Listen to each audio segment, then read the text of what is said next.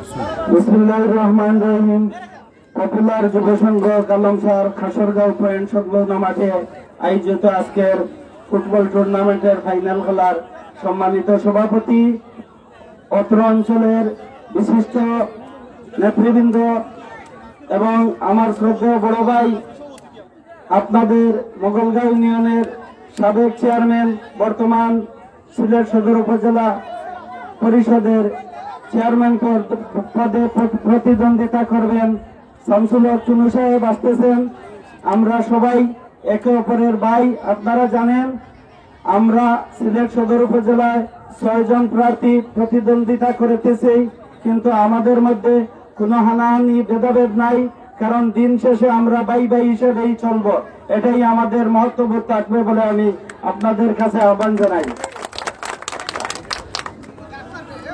আজকে যে খেলায় এসেছি, এই খেলাপ্রেমী ভাইদেরকে দেখে আমার বুকে আশা বেঁধে মন ভরে যায়। কারণ হলো এই খেলাপ্রেমী ভাইদেরকে নিয়েই এই বিগত 10-15টি বছর আমার কেটে গেছে এবং এই খেলাপ্রেমী ভাইরা আমাকে ক্রীড়াপ্রেমী হিসেবে আপনারা এই সিলেট সদরে প্রতিষ্ঠিত করেছেন এবং সিলেট সদরে আপনাদের কারণেই আমি পরিচিতি পেয়েছি। এরকম যুব সংঘ যারা খেলাধুলা আয়োজন করেন, আপনাদের মাধ্যমেই ডাক্তার খলিলুর রহমান ছিলাম শুধু ডাক্তার হিসাবে, কিন্তু আপনাদের মধ্যে এই ক্রীড়াপ্রেমী ব্যক্তি হিসাবে আপনারা পরিচয় করে দিয়েছেন। এটা শুধু আপনাদের কৃতিত্ব, আমার কোনো কৃতিত্ব না। আমি সিলেট সদর উপজেলা নির্বাচনে কেন এসেছি, এর কারণ হলো এই যুব সমাজ এবং মুরব্বিয়ান, এই যুব সমাজ এবং মুরব্বিয়ান যারা এই ফুটবল খেলাকে পছন্দ করেন, আমিও আপনাদের ফুটবল খেলাকে 100বার পছন্দ করি। কারণ পছন্দ করি বলেই বারবার খেলা মাঠে চলে আসি। এই বিগত 10-15টি বছর থেকে আমাকে আপনারা পাশে পাননি বললে হবে না। আপনারা যে কোনো খেলায় যখন আমাকে দেখেছেন, ইনশাল্লাহ আমি আপনাদের পাশে ছিলাম এবং ভবিষ্যতেও থাকবো। কে নির্বাচিত হবে কি হবে না সেটা আল্লাহ মালিক, আল্লাহ বলে দিবে। আপনাদের জনগণ, আসসালামু আলাইকুম, আপনাদের জনগণ সেটা নির্ধারিত করতে হবে যে এই সিলেট সদরের যে 6 জন ক্যান্ডিডেট, 6 জন ক্যান্ডিডেটের মধ্যে কে ভালো কাজ করবে, কে ভালো করবে না, এই যুব সমাজকে নিয়ে, মুরব্বিয়ানদেরকে নিয়ে কে খেলার জন্য এই 10-12-15 বছর থেকে উৎসাহ দিতেছে, সেটা আপনারা বিবেচনা করবেন।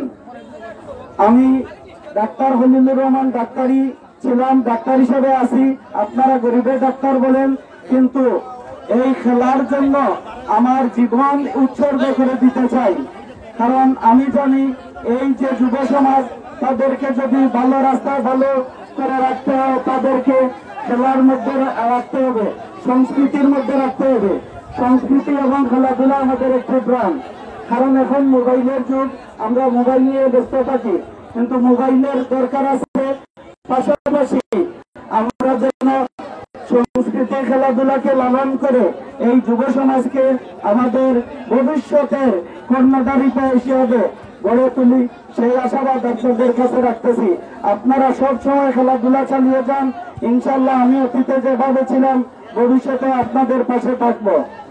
আর আপনারা আমার এই সিলেট সদরের 7টি ইউনিয়ন, 7টি ইউনিয়নে আমি যদি আপনাদের ভোটে নির্বাচিত হই, তাহলে নির্বাচিত হওয়ার 1 থেকে 2 বছরের মধ্যে এই 7টি ইউনিয়নে 7টি খেলার মাঠ প্রস্তুত করে দিব। পাশাপাশি যদি কোনো ওয়ার্ডে আপনারা খেলার মাঠ দিতে পারেন, সেটিকেও আমি প্রস্তুত করে দিব। শুধু ইউনিয়নে দিলে এক ওয়ার্ড থেকে গিয়ে আরো পাশাপাশি ইউনিয়নে দূরে পড়ে গেল মাঠটি, সেই মাঠে তো আপনারা গিয়ে খেলতে পারবেন না। আপনারা আপনাদের ওয়ার্ডে যদি খেলার মাঠ থাকে, সে মাঠে খেলতে পারবেন প্রতিনিয়ত। আর আমি সবসময় খেলায় গেলে 2টি কথা বলি। একটি হলো আপনারা 12 থেকে 16 বা 18-র মধ্যে 2টি টিম করবেন মিনিমাম প্রত্যেক ওয়ার্ডে, বা 4 গ্রাম মিলে 4টি টিম করবেন, এবং 18 থেকে 25-30-এর মধ্যে আরো 4টি টিম করবেন। এই 4টি 8টি টিম করে প্রত্যেক ওয়ার্ডে ধারাবাহিকভাবে যেন আপনারা খেলাধুলা চালিয়ে যেতে পারেন। যদি ধারাবাহিকভাবে খেলাধুলা চালিয়ে যান, তাহলে এখান থেকে কিছু না কিছু খেলোয়াড় আমাদের ভবিষ্যতে তৈরি হবে। তাদেরকে যদি আমরা অন্তত জেলা পর্যায়ে 2-1জনকে দিতে পারি, সেটাই হবে আমাদের সার্থকতা। তাই খেলাধুলাকে আমি লালন করি, আপনাদেরকেও লালন করে যেতে হবে। আমি ডাক্তার ছিলাম, আপনাদেরকে ডাক্তারি সুবিধা দেওয়ার জন্য সিলেট সদর উপজেলায় আমি 7টি ইউনিয়নে 7টি মেডিকেল সেন্টার করব। সেই মেডিকেল সেন্টারে আমি 2জন ডাক্তার নিযুক্ত করব। সেই 2জন ডাক্তার, আমাকে যেহেতু সবাই গরিব ডাক্তার বলেন, আমি 2জন ডাক্তার রাখবো। এই 2জন ডাক্তার সকাল থেকে সন্ধ্যা পর্যন্ত আপনারা যা গরিব রোগী আছেন, গরিব রোগীদেরকে ফ্রি চিকিৎসা সেবা দিয়ে আসবে।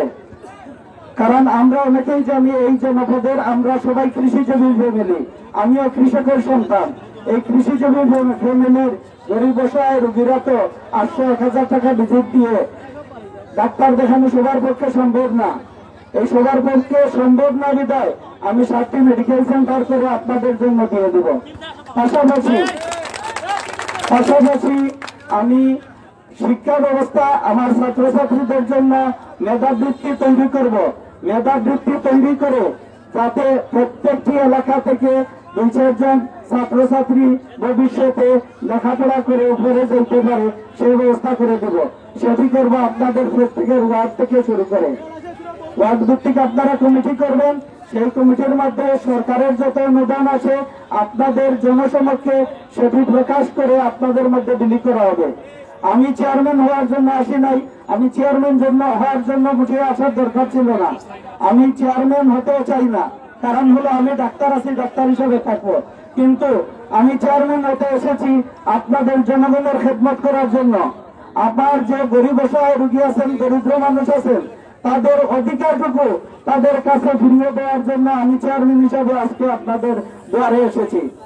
তাই আপনারা বিবেচনা করবেন যে কাকে ভোট দিলে আপনারা আপনাদের অধিকারটুকু আপনাদের ঘরে ফিরে পাবেন, সেটুকু আপনাদেরকে বিবেচনা করতে হবে। ভোট হলো একটি আমানত, এই আমানতটুকু আপনাদের বিবেচনায় রেখে যদি আমি ভালো ব্যক্তি হই, আপনাদের জন্য ভালো কাজ করতে পারবো মনে করেন, তাহলে আপনাদের আমানতটুকু যেন আপনারা একজন ভালো ব্যক্তিকে দেন।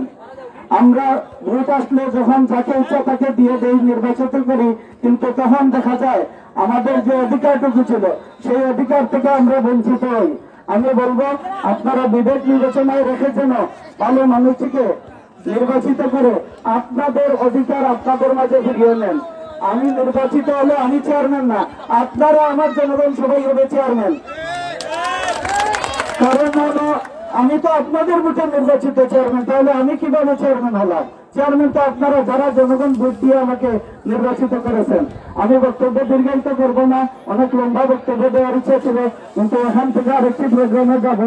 আমাদের তো এখন হাঁটতে দৌড়িতে শুনবাই সাক্ষী আমার বড় ভাই, আমরা যদি দৌড়াই তাহলে মনে করবেন যে আমরা এক প্রোগ্রাম থেকে আরেকটি প্রোগ্রাম সাকসেসফুল করতে পারবো। একটা প্রোগ্রামে যদি যাইতে 1 ঘন্টা দেরি হয় তাহলে লোকজন অপেক্ষা করে বসে থেকে কষ্ট পায়। আমার জন্য সবাই দোয়া করবেন। আমার ছোট ভাইয়ের কাছে বলছি, আমি এক ছোট ভাইয়ের জন্য দোয়া করবেন। আমার বড় ভাইরা আছেন, আমি এই গরিব অসহায় মানুষ নিয়ে চলাফেরা করি, আমার জন্য বেশি করে দোয়া করবেন আপনারা। আমারও বড় ভাই হিসাবে শ্রদ্ধা রইল আপনার প্রতি, আপনি ভবিষ্যতে চালিয়ে যান ইনশাআল্লাহ। কে আসবো না সেটা তো নির্বাচিত করার মালিক আল্লাহ। আপনি আমি জনগণের কাছে ছুটে যাব, এটাই আমাদের দরকার। আমার জন্য সবাই দোয়া করবেন। দর্শক যারা আছেন সবার কাছে দোয়া চাচ্ছি, অত্র এলাকার মা বোন যারা আছেন সবাই আমার জন্য দোয়া করবেন। ইনশাআল্লাহ আমি ডাক্তার খলিল আপনাদের কাছে আছি, আপনাদের মাঝে থাকবো।